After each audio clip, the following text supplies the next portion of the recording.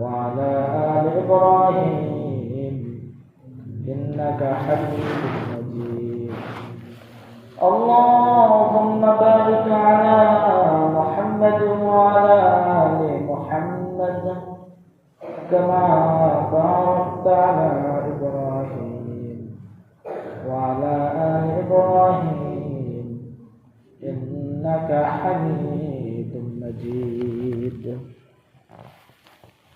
মহান আল্লাহ পাক রব্বুল আলামিন পবিত্র জুমার দিন আল্লাহ তাআলা আমাদেরকে আসার বসার তৌফিক দান করেছেন। এই জন্য আমরা সকল অন্তরের স্থল থেকে শুকরিয়া আদায় করি আলহামদুলিল্লাহ। আমরা সকলেই অবগত আছি যে এটা শাবান মাস চলতেছে, আর আল্লাহ রাসূল সাল্লাল্লাহু আলাইহি ওয়াসাল্লাম শাবান মাসের কিছু ফজিলত বলে দিয়েছেন।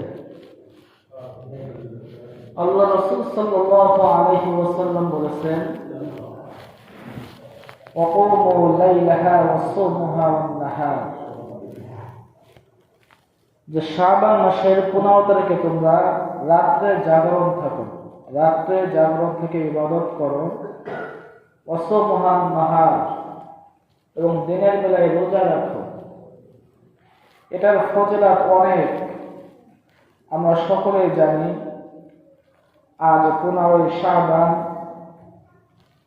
সামনে যে রাতটা আসতেছে এটাকে বলা হয় শবে বরাত। এটার জন্য আমরা অনেকে অপেক্ষায় ছিলাম যে আমার আপনার জীবনে এরকম একটা রাত আবার আসুক।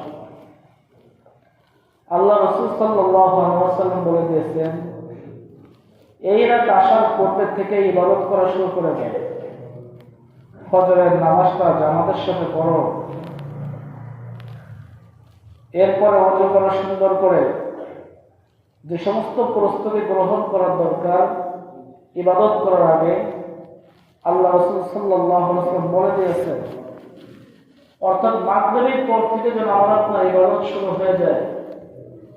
একটা মাত্র রাত আমি আপনি যদি খাটে দিলে ইবাদত করতে পারি, আর যদি জীবনের গুনাহ মাফ করাইতে পারি, আমার আপনার মতো সকল ব্যক্তির এই পৃথিবীতে আর কেউ থাকবে না। রাজস্থান ইবাদত করার জন্য আমি যে কোরআন পাক থেকে যে আয়াতখানা তেলাওয়াত করেছি, আল্লাহ বলেন, ওয়া মিন কুল্লি শাইইন খালাকনা যাওজাইনি লাআল্লাকুম তাযাক্কারুন। আল্লাহ পাক রব্বুল আলামিন বেজোড় সংখ্যাকে পছন্দ করেন। আল্লাহ পাক রব্বুল আলামিন এটা কোরআনেই বলে দিয়েছেন, কুল হুয়াল্লাহু আহাদ। হে নবী আপনি বলেন, আল্লাহ পাক রব্বুল আলামিন একক, তেনার কোনো অংশীদার নাই। এজন্য তো আল্লাহ পাক রব্বুল আলামিন আল্লাহ রাসূলকে যে নামাজ দিয়েছেন, কয় ওয়াক্ত নামাজ বলেন? 5 ওয়াক্ত নামাজ আল্লাহ পাক রব্বুল আলামিন আল্লাহ রাসূলকে দিয়েছেন। এটাও বিজয় সংখ্যা। আর আল্লাহ পাক রব্বুল আলামিন যেটা পছন্দ করবেন, আল্লাহর রাসূল ওটাই পছন্দ করেন না। সুবহানাল্লাহ। নামাজ আল্লাহ পাক 5 ওয়াক্ত নামাজ আমাদের প্রতি ফরজ করেছেন।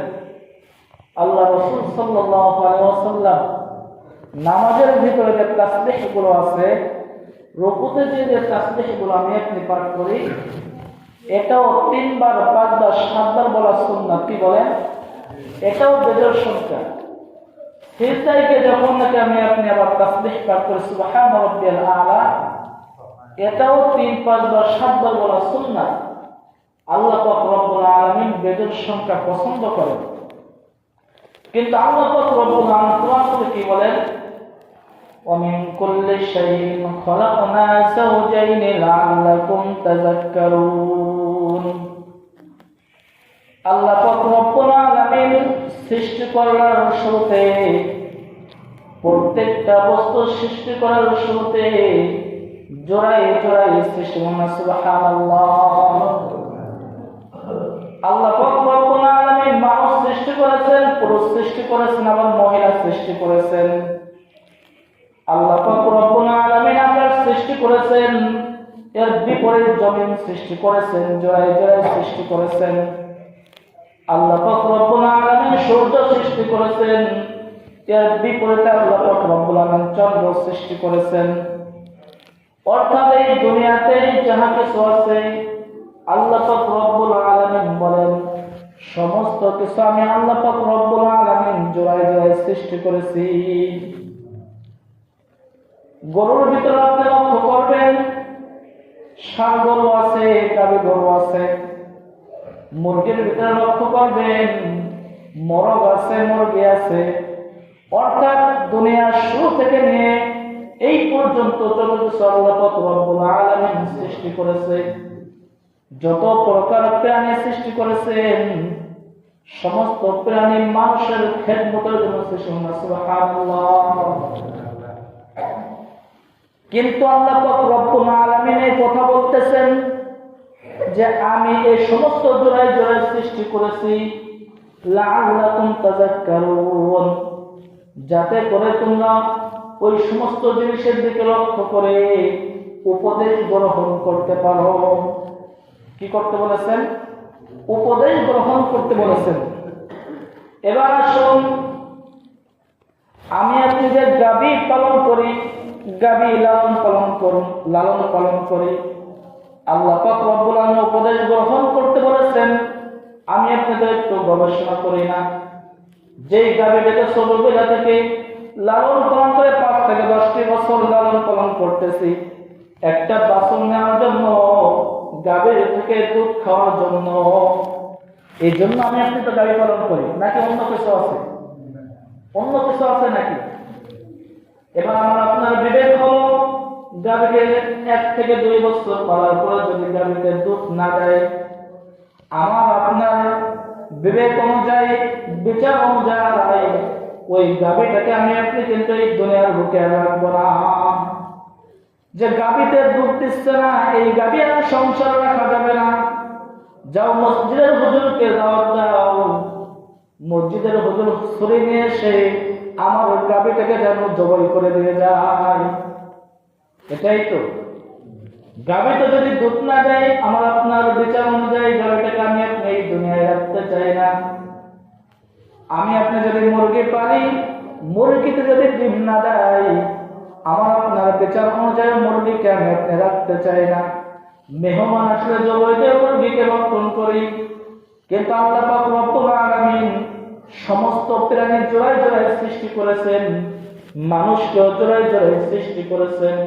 বলো মানুষের দল শুনে রাখো, সমস্ত প্রাণী তোমাদের জন্য সৃষ্টি করা হয়েছে, শুধুমাত্র তোমাদেরকে আমার খেদমতের জন্য সৃষ্টি হয়েছে। সুবহানাল্লাহ।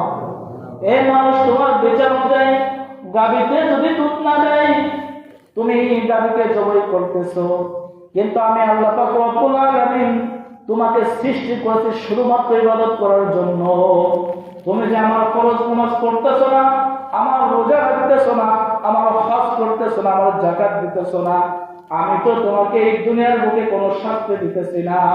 তুমি তোমার মতো চলতেছো, কিন্তু একদিন তো আমার কাছে আসতে হবে। আমি তোমাকে দুনিয়ার বুকে ছেড়ে দিয়েছি, তুমি মনে করতেছো আমি তোমাকে ধরবো না।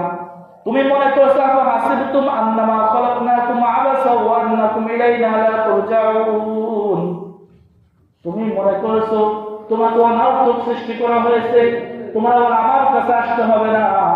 ও মানুষ, এটা চিন্তা করো না। মিনহা খালাকনাকুম, তোমাকে যেখান থেকে সৃষ্টি করা হয়েছে, ওয়া মিনহা নুঈদুকুম, তুমি আবার মাটির ভিতরে চলে যাবা। ওয়া মিনহা নুঈদুকুম ওয়া মিনহা নুখরিজুকুম, আবার তোমাকে ওই মাটির থেকে উঠানো হবে। এই বিশ্বাস যদি না রাখো, তোমার দুনিয়াও বরবাদ হয়ে যাবে, পরকালও বরবাদ হয়ে যাবে। আমরা যারা মুসলমান, আল্লাহ পাক রব্বুল আলামিন দুনিয়াতে পাঠিয়েছেন, পরকালের প্রতি যদি আমার আপনার বিশ্বাস না থাকে, তাহলে আমার আপনার কি ঈমান আছে কিনা? ঈমান আছে নাকি? আমার আপনার পরকালের প্রতি বিশ্বাস রাখতে হবে। আর আল্লাহ তাআলা আমাদেরকে জোড়ায় জোড়ায় সৃষ্টি করেছেন উপদেশ গ্রহণ করার জন্য। আর দুনিয়ার সমস্ত কিছু বুঝতেছি, শুধু ইবাদতের বেলা আমি আপনি বুঝতেছি না।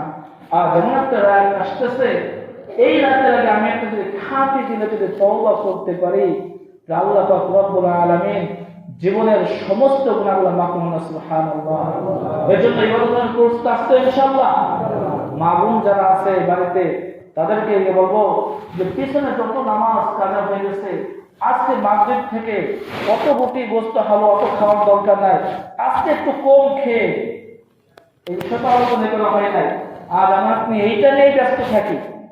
রুটি হালুয়া 2 দিন আগে ফরিদপুর যাইতেছিলাম, এক মুসলমান হিন্দু জানি না সঠিক বলতে রুটি দিবস কবে, তা আমার সাথে আনিস ভাই ইসলাম আসবে কি বলে এটা, তা বললো যে না এটা সরবরাহের কথা বলতেছে। আমি বলছি তা আগে আমি শুক্রবার কি বলেন না বলেন তো রুটি দিবস, মুসলমানই হবে বেশি সম্ভব রুটি দিবস কবে।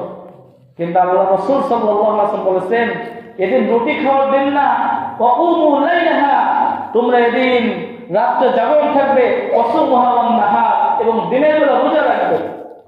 তোমার মা বোনদেরকে যদি জিজ্ঞাসা করা হয় নামাজ কয় রাকাত পড়ছো, তেমন একটা পড়ে না। ওয়াসুমুহা ওয়ান নাহার, রোজার কথা বলে রোজা রাখে না, কিন্তু খাওয়ার বেলা 1 নম্বর আছে ইনশাআল্লাহ। তা আমরা কি আল্লাহ রাসূলের কথা মানবো নাকি ইহুদি খ্রিস্টানদের কথা মানবো? আল্লাহ রাসূলের কথা মানবো। রাত ভর জাগরণ করে ইবাদত করবো, ওয়াসুমুহা ওয়ান নাহার, দিনের রোজা রাজা আছে ইনশাআল্লাহ, ইবাদত করবো তো ইনশাআল্লাহ। মা বোনদেরকে বলে আসবো যে এই সর্বদের জন্য নির্দিষ্ট কোনো নামাজ নাই, যে 10 টাকা 12 টাকা এমন কোনো নির্দিষ্ট কোনো নামাজ নাই।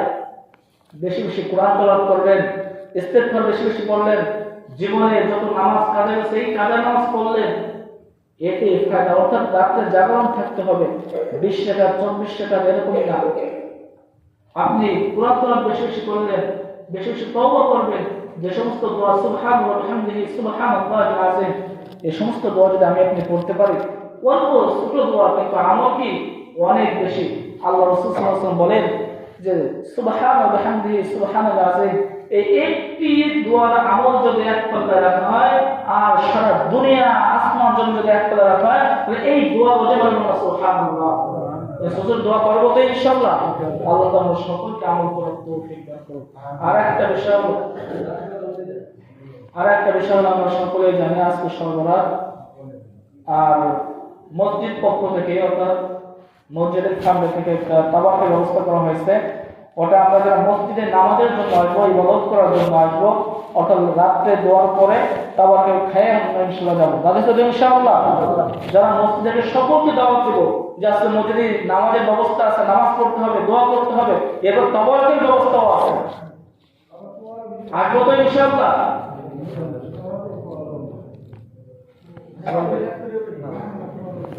যা সুন্নাত থেকে ফলো সুন্নাত যারা আসবে এখানে তাদের জন্য মসজিদে নামাজ আছে তাদের জন্য ইনশাআল্লাহ।